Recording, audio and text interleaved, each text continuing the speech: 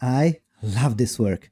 This comes from the Sakana AI lab in Tokyo, and it feels like mad science in the best possible way. I had an almost illegal amount of fun with it, and you can try it too right now. Assuming we don't crash the website, which we sometimes do in a scholarly stampede. Now, this is wild.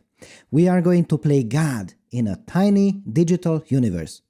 Look, we have 5 AI species in a petri dish fighting for territory and nothing. Why is that? Well, this world is brutal. We made the threshold for survival sit too high. The environment crushes them. And we can run the simulation for as long as we want. No luck. None of these species can get a foothold. It's a bit like the App Store. Thousands of new apps launch, almost none get traction, and most disappear without a trace. It is simply too difficult to stay alive. Or AI wrapper companies, killer new social media apps.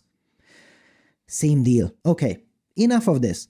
Instead, let's be a good god. Let's make life a bit easier. And the market is suddenly flooded with money for AI startups.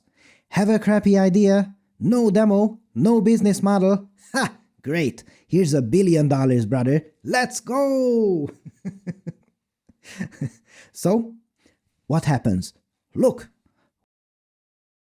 Whoa! Empires start to grow and grow. And oh!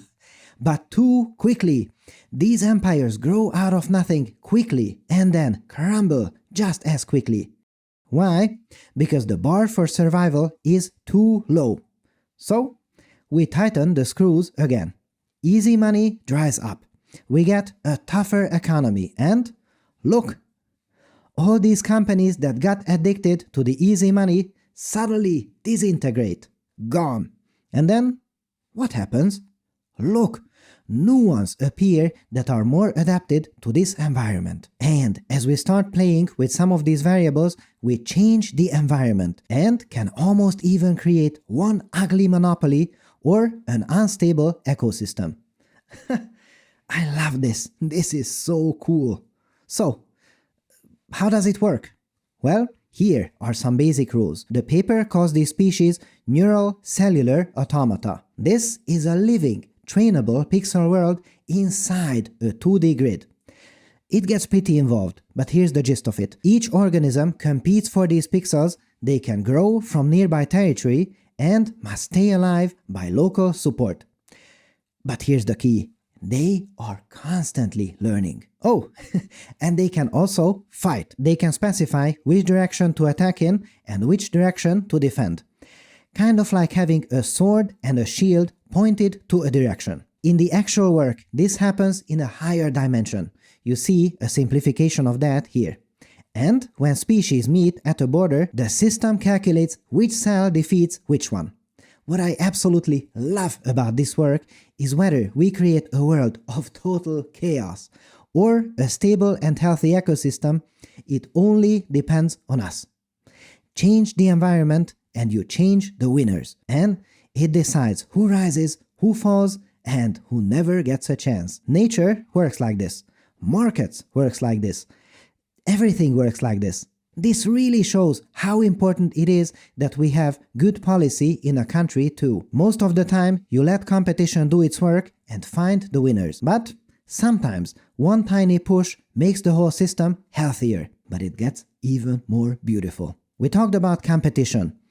But what about collaboration? Is that also possible? I thought, of course not. Because each organism has one single objective. Grow. This creates extreme competition, not collaboration, right? Well, I was completely wrong. Dear fellow scholars, this is 2-minute papers with Dr. Károly Zsolnai Fehér. Step number 1. They call it permissive mixing. I call it growth. We create an environment that is very forgiving. Digital species run wild and spread out everywhere. Then they bump into each other constantly. We get a big soup. No firm borders. Step number 2. Crystallization. Now we raise the threshold a bit. The rules get stricter. To survive this harsh world, species must group up into dense, solid shapes to stay alive. Competition draws the borders. Everyone finds out who can live next to whom. Borders harden. Then, step number 3, relaxation. We ease into a more forgiving market. Now what? Wow! This is amazing! We get stripes and little checkerboard patterns between these empires. Why? What happened? Well, in the previous stage, weak borders died immediately. It created borders like when we have two different colors of paint drying, while there is masking tape between them. Colors separate. Now, hold on to your papers, fellow scholars, because in stage 3, we remove the masking tape. What happens? Well, the edges break open. They flow into each other, creating these little streaks. These empires are forced to coexist because the game is unable to kill weak border cells so easily. Both sides can keep tiny pieces of land at the edge instead of one side fully erasing the other. Beautiful, simple, brilliant. But this is also an incredible life lesson. If you're always too loose, your life becomes a soup. And if you're always too strict, your life becomes a prison. I am guilty of this too. This is not the way. Instead, start out loose. Give yourself room to find your way. Then build discipline.